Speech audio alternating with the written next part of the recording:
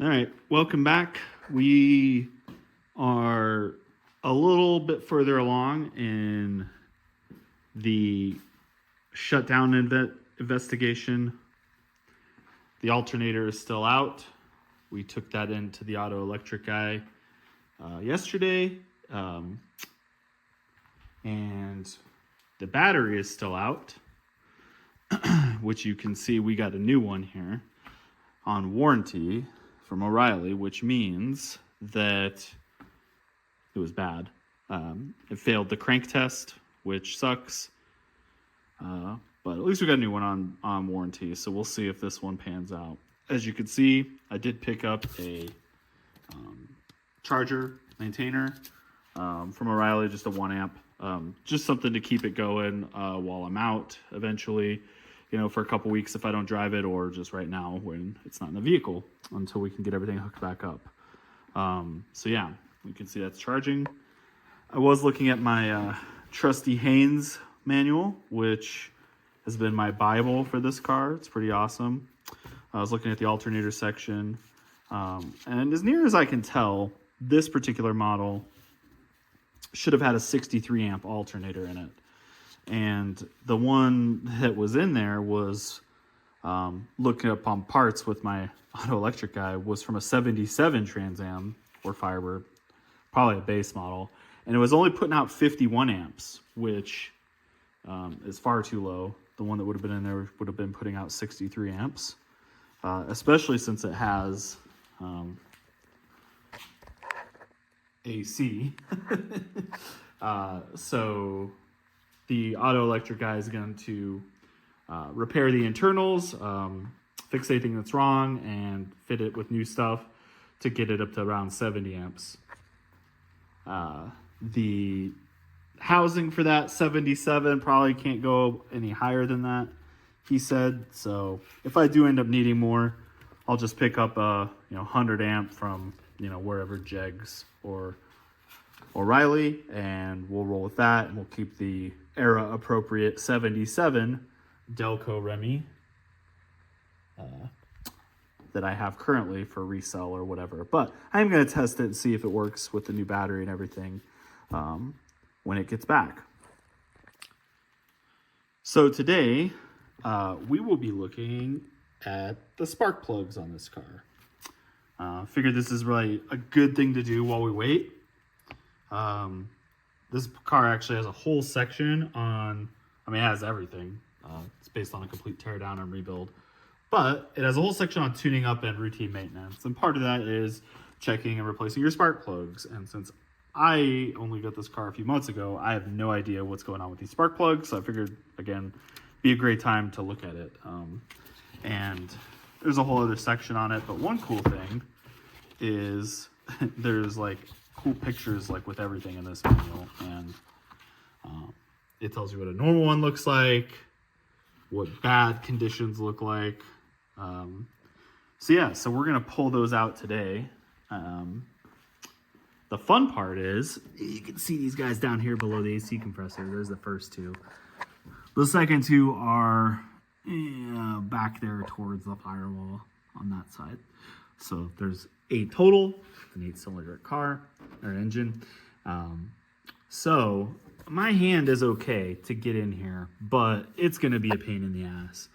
What I'm to understand is that you can actually lift the car up, take the wheel off, and get at it from the wheel well a lot easier. So we're going to do that today. And I'm just going to do an inspection. Like I said, I have 8 new ones, so we'll probably just change them all out just to be safe. We'll look at the wires and everything. They look newish. I don't think those will be too bad, but yeah, be good to check on the spark plugs. So we'll get the car lifted up, put it on jack stands, and get the wheels off and see if we can get at it from the wheel well. Okay, we got the car on jacked up at the front member. The cross front member, and we have it on jack stands right now. The jack is barely in place. It's there's safeguard.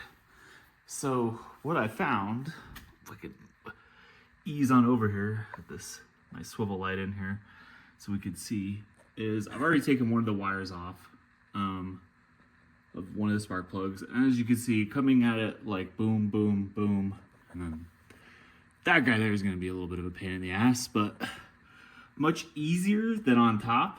So yeah, I've got one of them off just because I pulled it off from on top, but I'm probably going to put that one on and start right to left. One by one. It's important to do these one at a time. The wires have to line up because they fire at different intervals. And so you want to do them one by one and not all at once. So I will be doing that.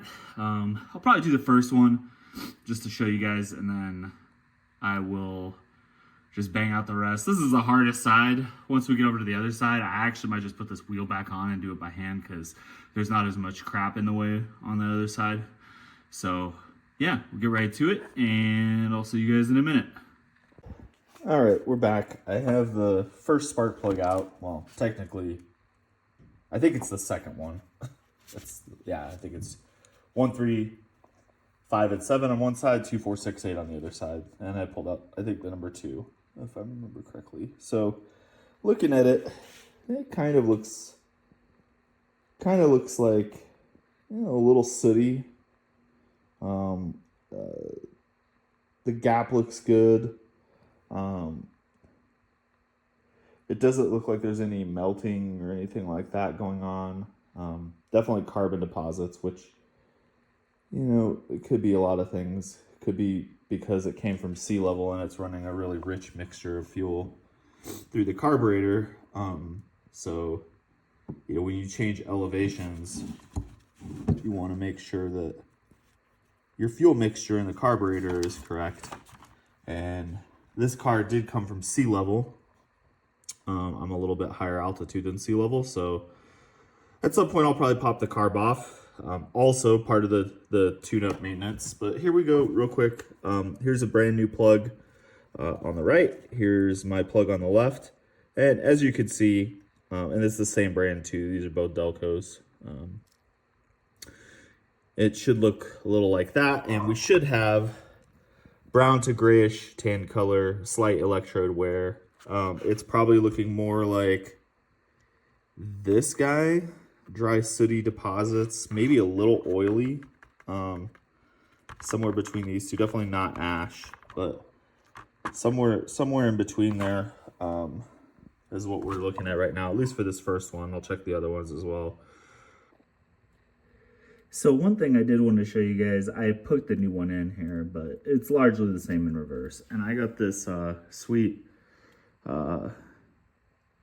spark plug socket that's got magnetic gripper inside, just like the other one that I had. But this one is actually a lot nicer, and it's got this nice T-handle. This is really great for like getting it in there. Like I just got it in.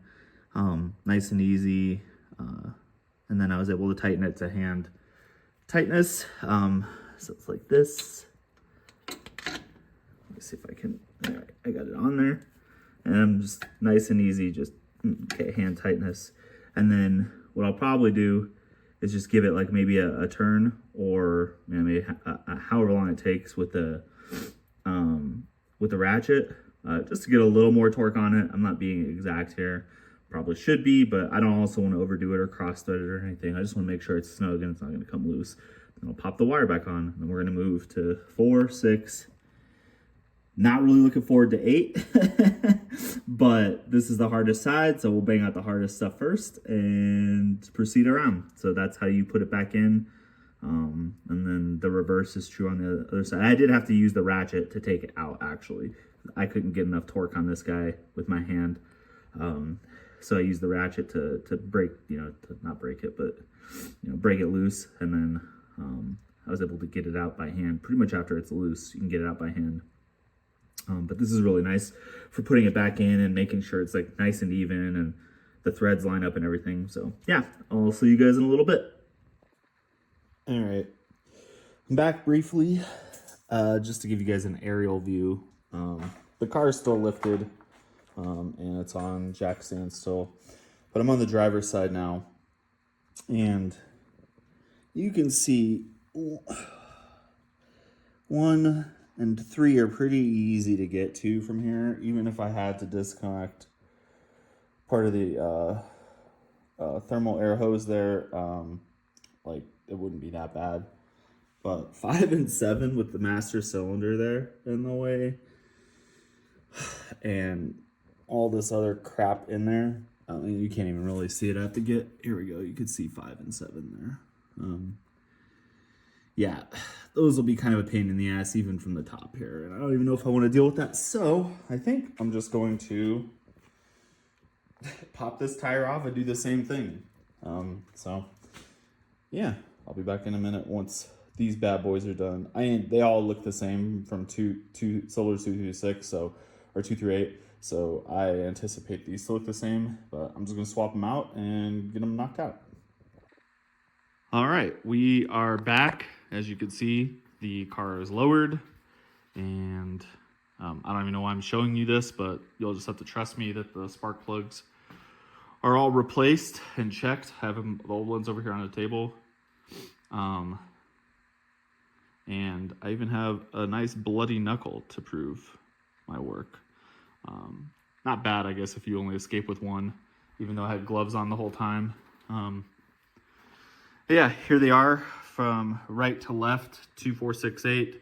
Don't ask me why I did it right to left, but it was just kind of, I just wanted to keep track of them that way. Right to left, 1, 3, 5, and 7.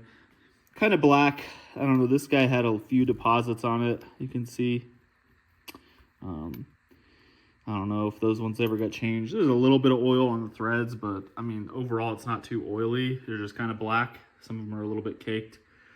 In a future video, I will, I'm going to try to tune the carburetor. So that Quadrajet that's on there is from a 78.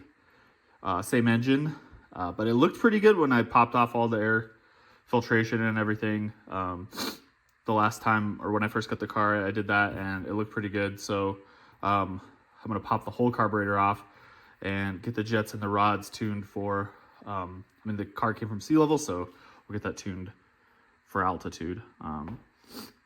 Yeah, and these are the tools I used. I went and bought a 6 and a 10-inch extension. Highly recommend getting the extensions. This guy right here was pretty nice. If anything, for the easy access ones to just kind of grip it and get it in. If I was going to get this one over, I'd get one that like tilted more, like kind of this guy. But yeah, when the alternator comes in, we'll pop that bad boy in. We'll pop the battery in. And then I'm also anticipating the thermostat and gasket to come in this weekend, as well as the water pump. But I'm not going to do the water pump right away. I'm just going to do the thermostat, gasket, everything we've done up to this point, and then just see how she runs. I just want to kind of see, do I get any leaks from the water pump, get her back on the road a little bit, and yeah, that's it. Thanks for watching, and have a good one. Bye.